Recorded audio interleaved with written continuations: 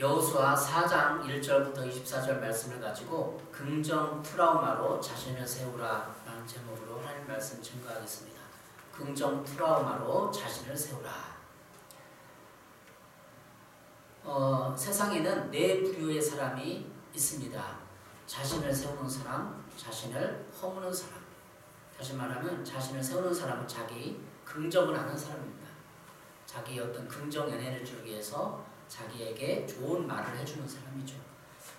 자기를 부정하는 사람은 자신은 나는 못났어, 나는 안 돼, 이렇게 자꾸 이미지화 시키는 사람, 말하는 사람이죠. 그리고 타인을 긍정하는 사람이 있습니다. 타인 지지해주고 격려해주고 칭찬해주고. 그 타인을 부정하는 사람이 있죠. 타인을 비판하고 정지하고 못났다고 하고 그렇게 네 부류의 사람이 있는 것 같아요. 이건 누가 알려준 것이 아니라 제가 어떤 부류의 사람이 있나 생각해보니까 그런 생각이 들어요. 자신을 세우는 사람, 다시 말하면 자기 긍정의 사람이 있습니다. 자기 긍정의 사람은 타인을 긍정할 수 있는 능력이 있는 것이죠. 왜? 자기 자신을 긍정해봐서 자기 어떤 이미지, 자기가 풍성함을 경험한 사람은 타인을 긍정할 수 있는 거죠. 근데 자기를 부정하는 사람, 나는 못나서, 나는 안 돼, 끊임없이 나는 왜 이 모양일까? 라고 열등감과 부정적인 자아상이 묻혀있는 사람은 타인을 부정하게 되어 있습니다. 나라와 민족, 대통령까지 부정하게 되어 있는 거죠. 여러분 어떻습니까? 어떤 부류의 사람이고 어떤 말을 대부분 합니까? 여러분 마음속에서 어떤 말을 내뱉고 자신을 합니까? 아, 난 해보자, 할 수 있다. 네. 그런 사람이 되기를 바라는 마음으로 오늘 설교를 묵상하며 여러분과 나누기로 합니다. 긍정 트라우마. 긍정 트라우마라는 단어는 없습니다. 사전 없는데 그냥 제가 붙인 거예요. 네, 트라우마를 찾아보고 묵상하고 오늘 본문과 맞기 때문에 긍정 트라우마라는 제목을 설정했습니다. 자, 트라우마는 단어가 뭘까? 트라우마를 다음 백과사전에 찾아보니까 이렇게 기록을 하고 있습니다.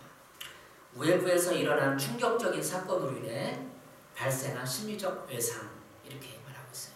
충격적인 사건을 통해서 외상, 상처를 받았다는 마음에 신체적, 정신적 외상을 말합니다. 외상의 사전적 의미는 사고나 충격으로 몸 외부에 생긴 부상이나 상처를 이르는 말입니다. 트라우마는 주로 신체적 외상보다 심리학과 정신의학에서 말하는 심적, 정신적 외상을 의미하는 말로 쓰이고 있습니다. 트라우마 요즘 말이 많이 쓰고 있죠. 현대인 사회에서.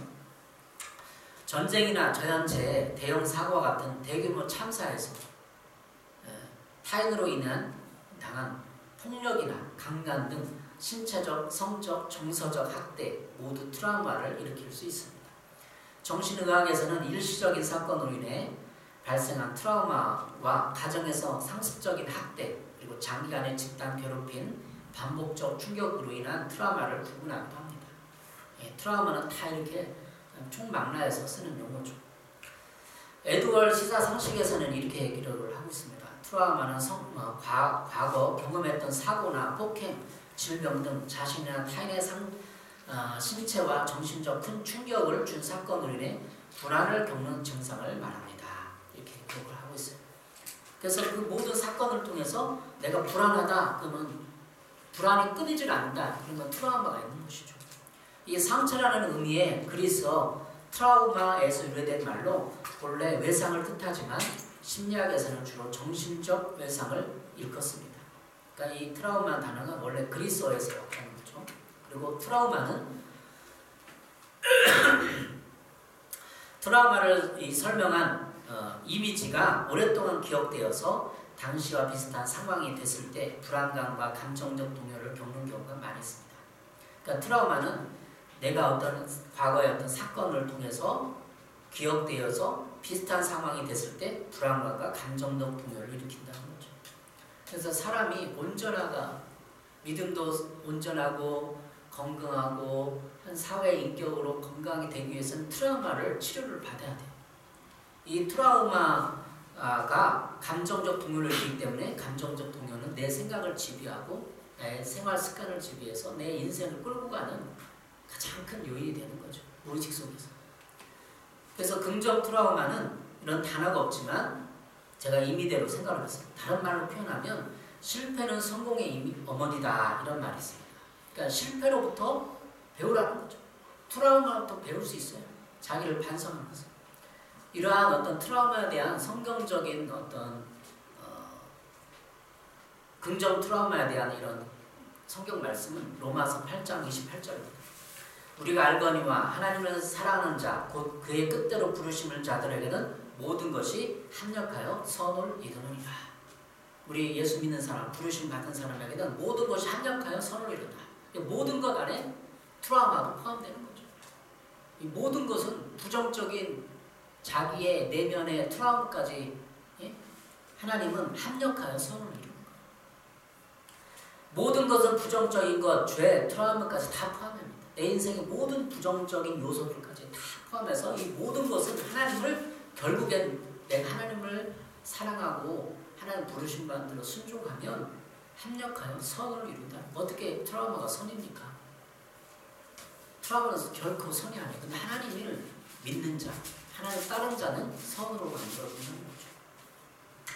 이 트라우마에 대한 이 견해들이 성경적인 근거들이 있습니다. 출애굽기 1장 8절부터 14절에 있는데 요셉을 알지 못하는 애굽 왕이 나타나서 이스라엘 백성들을 학대하죠. 학대라는 제가 표현을 썼는데 성경에 나와 있어요. 출애굽기 1장 10절입니다. 자, 우리가 그들에게 대하여 지혜롭게 하자. 두렵건대 그들이 더 많게 되면 전쟁이 일어날 때 우리 대적과 합하여 우리와 싸우고 이 땅에서 나갈까 하노라. 애굽의 바로왕이 걱정, 이스라엘 백성들이 점점 노예들이 신분이 많으니까 언제 구테타를 일으키고 저들이 적이 돼서 오늘 쳐들어와서 애굽 사람을 노예로 삼고 이스라엘 백성이 나라 세울지 모른다라는 두려움이 있었어요. 애굽 왕이. 그래서 어떻게 한 거예요? 이스라엘 백성을 학대하기 시작한 거죠. 10절 출애굽기 1장 10절 감독들을 그들 위에 세우고 그들에게 무거운 짐을 지어 그들의 괴롭게 하여 그들에게 바로를 위하여 국고성 피돈과 람셋을 건축하게 하니라. 더 노동력을 착취하는 거죠. 12절 그러나 학대를 받을수록 더욱 번성하여 퍼져나가니 애굽 사람이 이스라엘 자손으로 말미암아 근심하여 이스라엘 자손에게 일을 엄하게 시켜. 출애굽기 1장 12절에는 그들이 그러나 학대를 받을수록 학대를 받았다는 거예요. 이 학대가 뭐죠? 학대를 받으면 뭐가 생기는 거예요? 트라우마가 생기는 거죠. 그러니까 이스라엘 백성은 집단 트라우마에 있는 사람들이에요. 집단 학대를 받은 사람들이에요. 그래서 광야에서 왜 그들이 모세를 대적하고 말을 안 들었나? 학대를 받았기 때문에. 집단 트라우마가 있기 때문에 그런 것이죠. 이 출애굽기 1장 12절 학대를 받았다는 것을 영어 성경이 이렇게 표현하고 있어요. But the Lord they were oppressed. 억압을 받았다는 거죠. 세번역 성경은 그들을 더욱 혹독하게 부렸다. 13절 이렇게 말해요. 혹독하게 부린 거예요. 그러니까 학대를 받은 거죠. 학대라는 단어가 또 쓰인 곳이 있습니다. 출애굽기 3장 9절입니다. 이제 가라 이스라엘 자손의 부르짖음이 내게 달하고 애굽 사람이 그들을 괴롭히는 학대도 내가 보았나니. 하나님이 모세에게 나타나서 가시떨기 나무에 나타나서 모세에게 한 말이에요. 이제 가라 내가 너를 이스라엘 민족에게 보낸다. 그들을 괴롭게 하는 학대를 내가 보았다. 하나님도 학대라는 표현을 썼어요. 이스라엘 백성 학대당하는구나. 그래서 학대를 통해서 트라우마가 오는 거죠.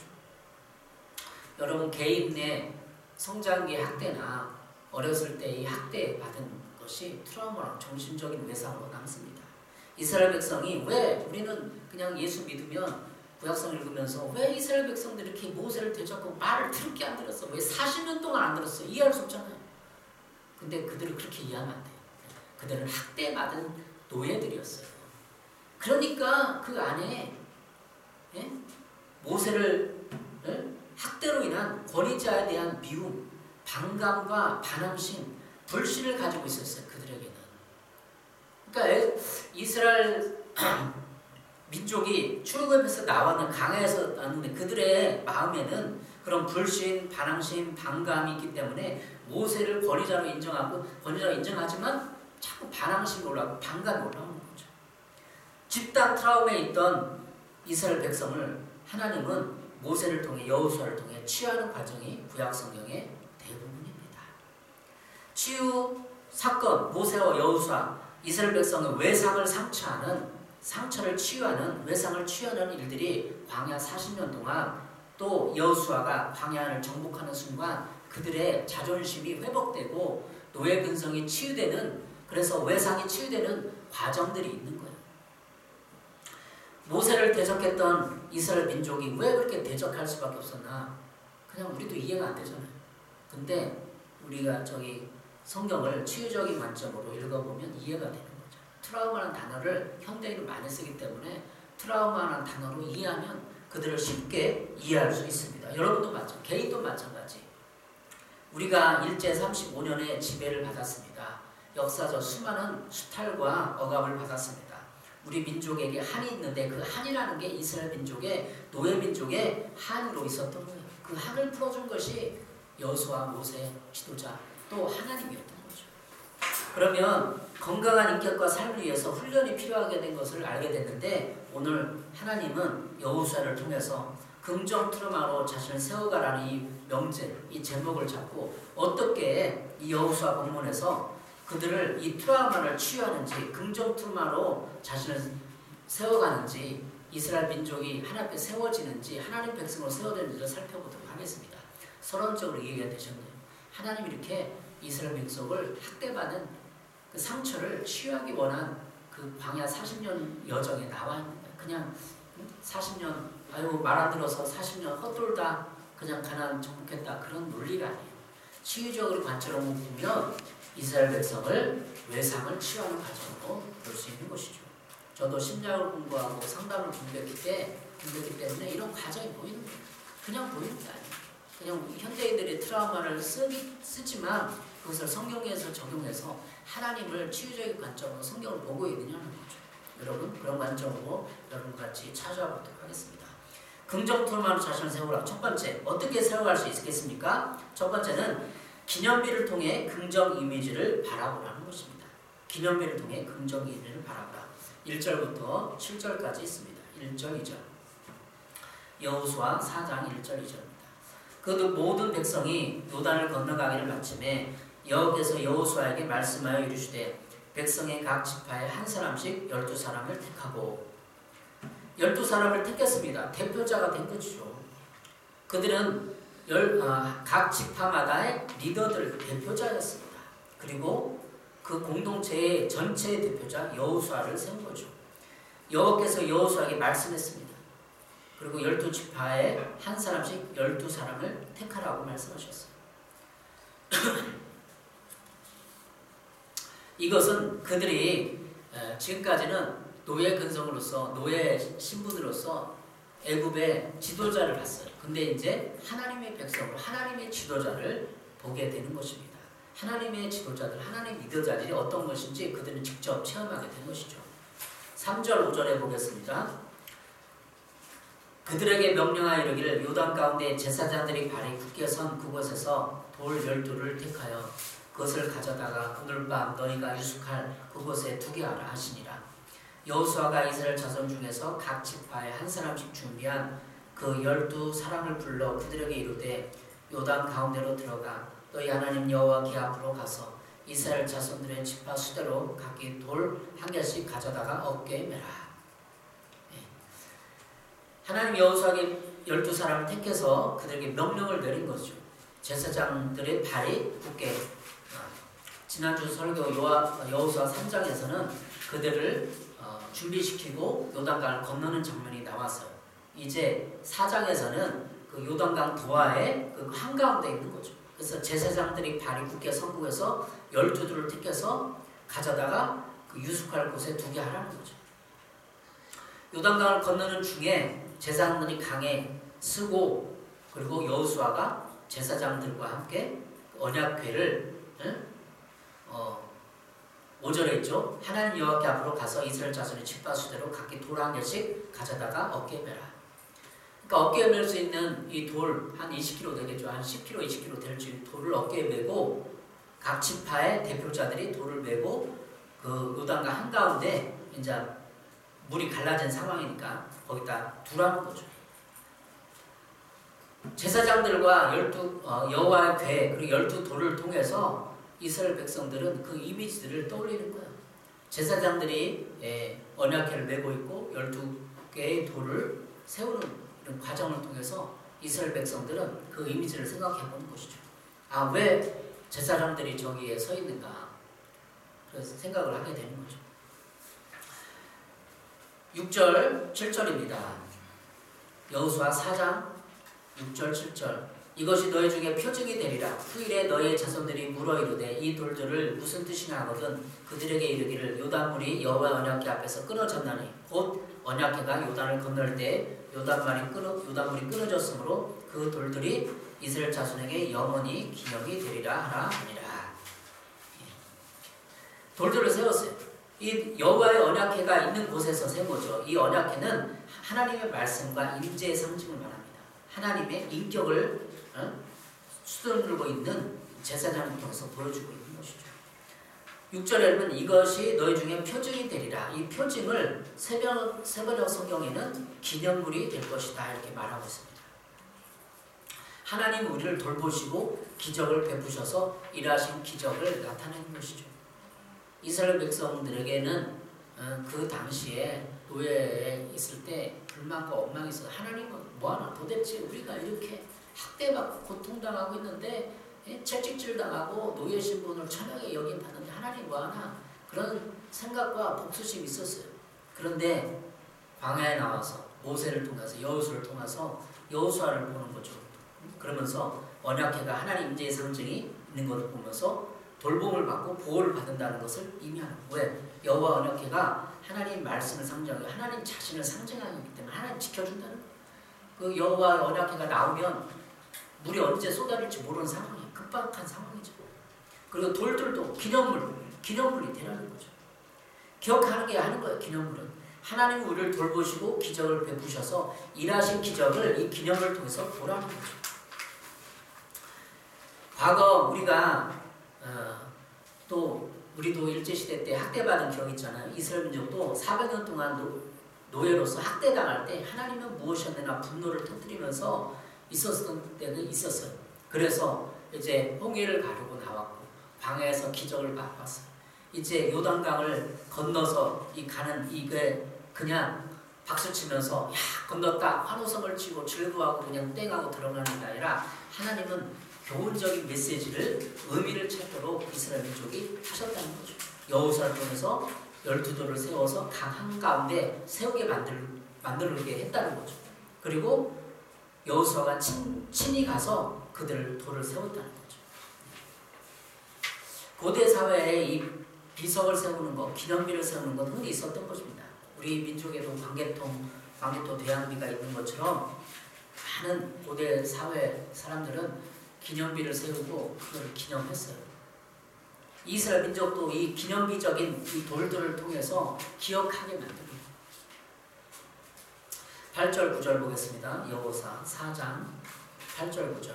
이스라엘 자손들이 여호수아가 명령한 대로 행하되 여호와께서 여호수아에게 이루신 대로 이스라엘 자손들의 지파의 수를 따라 요단 가운데 12돌을 택하여 자기들이 유숙할 곳으로 가져다가 거기에 두었더라. 여호수아가 또 요단 가운데 곧 언약궤를 맨 제사장들이 발이 선 곳에 돌 12돌을 세웠더니 오늘까지 거기에 있더라. 여호수아가 오늘 8절에 보니까 여호수아에게 이르신 대로 순종했어요. 그래서 여호수아가 친히 12명의 지파 대표들과 함께 가서 요단 가운데서 돌을 세웠어요. 12돌을 세웠더니 오늘까지 이르렀더라. 여호수아가 친히 요단 가운데 언약궤를 제사장들의 발이 선 곳에 갔다는 거예요. 얼마나 급한 상황이었습니까? 요단이 물이 탁 지금 멈춰 섰는데 범람할지 모르는 상황에서 여호수아가 들어가서 친히 세웠다는 거죠. 여호수아가 리더십의 본영을 보여줍니다. 솔선수범한 리더. 애굽에 있었을 때 그 애굽에 노예를 학대하는 그 애굽의 지도자들은 그들을 학대했죠. 폭력을 행사했습니다. 그런데 여호수아는 친히 솔선수범하고 하나님의 명령에 그들을 보호하고 도와주는 여호수아 이미지를 통해서 이스라엘 백성은 권위자를 인정하게 되는 것이죠. 우리의 대부분 트라우마가 권위자에게 옵니다. 권위자에게 오는 거죠. 부모로부터 직장 상사로부터 나에게 힘이 있는 사람부터 오는데 그런데 하나님은 이제 여호수아를 통해서 이스라엘 백성을 친히 들어가서 솔선수범하고 모델이 되어주는 거죠. 이렇게 하나님의 사람들, 우리가 교회면 여러 가지 하나님의 사람들 있잖아요. 직분자들 있잖아요. 그 사람을 통해서 우리는 솔선수범하고 섬기는 리더들을 보면서 치유가 되기 시작하는 거죠. 두 번째로 하나님의 권위에 보호받으라는 것입니다. 10절부터 14절이 있는데 긍정 트라우마를 위해서 하나님의 권위에 보호받으라는 것이죠. 10절, 11절입니다. 또 여호와께서 여호수아에게 명령하사 백성에 말하게 하신 일을 곧 모세가 여호수아에게 명령한 일이 다 마치기까지 궤를 맨 제사장들이 요단 가운데에 서 있고 백성은 속히 건넜으며 모든 백성이 건너기를 마친 후에 여호와의 궤와 제사장들이 백성의 목전에서 건넜으며 궤가 건너는 백성을 보호하고 지켜주는 이 모습 속에서 10절, 11절에 있죠. 궤를 맨 제사장은 요단 가운데 서 있고 백성은 속히 건넜다는 거죠. 제사장들은 서 있는 거예요. 이제 백성들이 다 건너니까 궤를 맨 제사장들이 나오는 거죠. 그리고 여호와 궤와 제사장들이 백성에 묻혀서 맨 마지막에 걷는 거예요. 여호와 궤가 그들을 지켜 보호하는 거죠. 그러면서 그들은 이스라엘 백성들은 하나님이 우리를 지켜 보호하는구나 이미지를 떠올리게 만드는 거죠. 하나님이 장치를 해놓는 거예요. 우리들의 트라우마 치유는 바로 그런 것입니다. 하나님이 우리를 보호하고 지킨다는 이 이미지를 통해서 트라우마가 치료되는 것입니다. 진정한 주는 십자가입니다. 하나님 아버지가 우리를 사랑해서 나를 사랑해서 도와주기 위해서 자기 아들을 희생했다. 이런 것이 치유의 기초적인 도를 놓는 거예요. 여호수아는 예수님의 이미지를 가지고 있습니다. 이름에서부터 또 드러나죠. 이렇게 여호수아가 또 제사장들이 여호와 언약궤가 이스라엘 백성들이 자신의 안정감을 누립니다. 불안하지 않고 두렵게 하지 않고 노예했을 때는 늘 불안해서 언제 죽을지 모르고 학대당하다가 채찍질만 죽을지 모르고 작업하다가 떨어져도 그냥 죽는 거예요. 이렇게 12절부터 14절을 보면 하나되게 하는 지도자를 볼 수 있습니다. 루벤 자손과 갓 자손과 므낫세 반지파는 모세가 그들에게 이른 것 같이 무장하고 이스라엘 자손들을 앞서 건너갔으니 무장한 4만 명가량이 여호와 앞에서 건너가 싸우려고 여리고 평지에 이르니라. 그날에 여호와께서 모든 이스라엘 목전에서 여호수아를 크게 하시매 그가 생존할 동안에 백성이 그를 두려워하기를 모세를 두려워하던 것 같이 하였더라. 여호수아를 크게 하심에 이렇게 성경 기록하고 있어요. 이제 이러한 과정들을 통해서 강을 건너는 이 과정 하나하나 세심한 걸 통해서 하나님은 이스라엘의 지도자로 여호수아를 높이셨습니다. 여호수아를 크게 하셨다는 거죠. 여호수아는 현대 목회자 권위를 인정하는 그런 모델입니다. 하나님은 여호수아에게 권위를 부여하셔서 또 그 모든 이 과정들을 수행하는 걸 통해서 여호수아를 높여서 이스라엘에게 높이고 또 여호수아를 통해서 그들의 진정한 리더, 진정한 인도자가 누군가를 생각해보게 합니다. 그런데 이스라엘 백성들은 노예시대 때 학대하는 애굽의 지도자들이 아니라 모세와 여호수아, 하나님의 궤, 이 모든 걸 통해서 권위를 인정하고 따를 수 있는 기본적인 그런 신뢰성이 회복된 것이죠. 그래서 트라우마가 회복되는 것입니다. 그들의 반감과 두려움과 미움과 증오가 회복되고 있는 거예요. 그들의 신령성이. 세 번째는 오늘 본문을 통해서 연속성의 치유를 경험하라는 연속성. 19절부터 21절에 있습니다. 첫째 달 10일에 백성이 요단에서 올라와 여리고 동쪽 경계 길갈에 진침해 여호수아가 요단에서 가져온 그 12돌을 길갈에 세우고 이스라엘 자손에게 말하여 이르되 후일에 너희 자손들이 그들의 아버지에게 묻기를 이 돌들은 무슨 뜻이니까 하거든. 이제 이스라엘 백성이 광야에서 다 올라와서 첫째 달 10일에 1월 10일에 올라온 거예요. 이스라엘 백성을 걷는 것은 첫째 달 10일 1월 10일이었어요. 이날은 40년 전 이스라엘이 6월절 어린 양을 성별하여 출애굽을 준비한 날입니다. 그러니까 40년 전에 그날이었던 거죠. 6월절 그날이었던 거죠. 성경이 이렇게 정확한 날을 기록하는 이유는 6월절을 여리고 요단강 도하와 의식적으로 결부시키고 있는 거예요. 그러니까 6월절날의 의미와 요단강을 건너는 의미가 오버랩되면서 그들에게 의도적인 교훈을 던지고 있는 것입니다. 한마디로 연속성 안에서 요단강의 사건을 보고 있는 거예요. 하나님 그렇게 장치를 하신 것이죠. 우리 인생의 모든 사건도 연속성이 있습니다. 하나님이 인도하심도 연속성이 있습니다. 우리가 과거에 어떤 사건을 당하면 또 그런 비슷한 사건 이미지가 떠올라요. 하나님께 장치를 하셔요. 치유하려고. 근데 사람들은 대부분 도망가죠. 그 사건에 직면하지 않고 거기에 직면하지 않고 도망가고 거부하는 거죠. 트라우마 치유도 연속성이 있습니다. 한 단계를 못 뛰어넘으면 그 다음 한 단계가 반복되면서 하나님 훈련하게 하십니다. 연속성의 사건들 속에서 그 12돌을 세웁니다. 12돌의 긍정의 아이콘, 긍정의 이미지, 다시 말해 하나님의 인도하고 돌보고 있다는 것을 기억하고 상기시켜 주는 것이죠. 6월절은 어린 양의 피를 문방에 바르고 그것을 피해보지 않고 나온 거예요. 그러면 여기도 지금 요단강 도하도 그 달 첫째 달 10일에 6월절 사건과 겹치면서 하나님이 너희를 요단강물로 지켜줬다. 이런 장치를 계속 보여주는 거야. 하나님. 우리 인생도 마찬가지야. 우리 인생을 해석할 때 하나님 그때 나를 도와줬는데 보여줬는데 또 도와주는구나. 그때 어려움이 또 다시 닥치는 거예요. 여러분의 그 인생 스토리를 쭉 적으면 또 있던 것이 또 있고 또 있던 것 또 있고. 근데 그걸 못 넘어. 한 교회에서 시험 당해서 또 다른 교회 또 시험 당해. 이런 인생 연속성을 볼 수 있어요. 하나님은 이 여리고를 죄송합니다.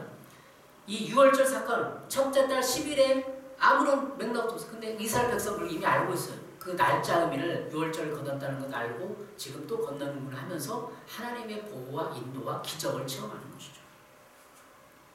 여기 지금 여호수아 4장에서 돌이 24개입니까? 12개입니까? 강에 세운 12개 또 그걸 가져가서 12개를 취해서 길갈에다가 세운 12개 지금 중간에 쭉 12개 나오고 20절에 또 12개가 나와요. 12돌을 길갈에. 어떤 학자들은 24개다 얘기하는 학자도 있는데 어떤 사람이 이렇게 얘기합니다. 이 강에 세운 12돌을 또 매개해가지고 다시 가지고 나온 거예요. 그래서 길갈에다 세우고 길갈에 세운 12돌을 보면서 그 사건을 기억하는 거예요. 이스라엘 백성이 강에다 세워놓는데 또 교훈적인 걸 삼는 거죠. 강에 세울 때.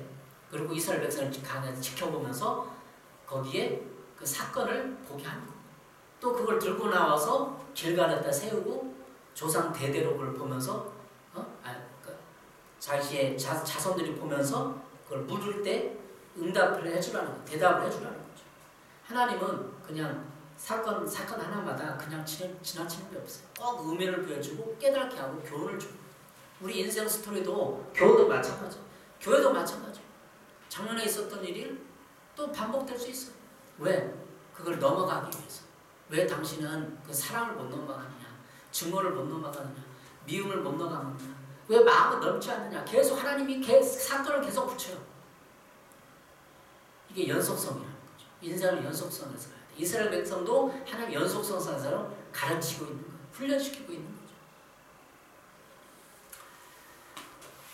제가 볼 때는 12돌이 어느 목사님이 견해, 학자들이 견해가 많아요. 그 돌이 그 돌이었다는 거죠. 강에다 세워놓고 다시 들고 나온 거예요. 교훈시키고 가르쳐주고 또 나온 거예요. 그 돌이 그 돌인 거예요. 여러분의 인생 또 교회 그 돌이 그 돌인 겁니다. 하나님은 이 기념비적인 사건을 통해서 우리가 기억하고 깨닫고 그게 사건에 직면해서 치유되고 그 트라우마를 벗어나기를 원하는 것입니다. 여호수아 4장 21절입니다. 이스라엘 자손에게 말하 이르되 후일에 너희의 자손들이 그들의 아버지에게 묻기를 이 돌들은 무슨 뜻이니까 하거든. 돌들이 무슨 뜻입니까? 무슨 의미? 이거 무슨 돌이에요? 라고 묻는다는 거야. 자손들이. 그러면서 교훈해 주라는 거죠. 우리 인생도 마찬가지입니다. 이게 무슨 뜻입니까? 사건이 날 때마다 무슨 뜻입니까? 물어야 돼. 옛날에 사건을 당했는데 지금 또 당해. 무슨 뜻입니까? 과거를 생각하면서 그러면 안 되겠구나. 그렇게 반응하면 안 되겠구나. 하나님을 의지해야지. 라면서 다시 그 단계를, 그 문제를 이기게끔 하는 것이 하나님의 말씀인 것입니다. 오늘 본문을 통해서 하나님은 강하십니다. 여호수아 4장 24절입니다. 여호와 손이 강하신 것을 알게 하며 너희가 너희 하나님 여호와를 항상 경외하려 하심이라 하라. 여호와 손이 강하신 것을 알게 하며. 여호와 손이 강하신 것을 알고 홍해를 말리시고 우리를 건너게 하신 이 모든 과정을 통해서 하나님이 강하기 때문에 우리도 강할 수 있다. 그렇게 사람들이 깨달아가는 거죠. 이스라엘 백성들이 깨달아가는 거예요. 그러면서 그들을 치유하는 것입니다. 자신들은 이스라엘 백성들은 애굽의 노예였을 때 약했어요. 학대를 당하고 폭력을 당하고 그때 트라우마에 있을 때 하나님은 너희는 강하다. 하나님이 강하니까 여호와 손이 강하신 것을 알게 하며 알아야 돼. 여러분 인생을 통해서 하나님이 얼마나 강한가. 하나님 나를 보호하고 지키고 나를 복을 부어주시는 모든 사건을 알아야 됩니다. 여러분도 아십시오? 오늘 본문을 통해서 출애굽했던 백성들이 트라우마를 이기고 요단강 동화를 통해서 하나님이 여러 장치를 통해서 그들을 승리케 하는 것을 깨닫기를 바랍니다. 기도하겠습니다. 사랑해 주님, 하나님께서 이스라엘 백성을 트라우마로부터 해방시키고 치유하기 위해서 했던 여러 가지 의미들을 생각해 봅니다. 우리 자신을 발견하고 이 여호수아를 통해서 하나님의 사랑을 통해서 솔선수범하고 그들을 깨우치고 사랑하고 희생하는 하나님의 모습과 이 과정을 통해서 배웁니다. 여기 있는 모든 성도들 또 유튜브를 통해서 듣는 모든 사람들에게 이 세상의 상처를 치유하시고 하나님의 축복을 인정하며 치유되게 하여 주시옵소서. 예수님의 이름으로 기도했습니다. 아멘.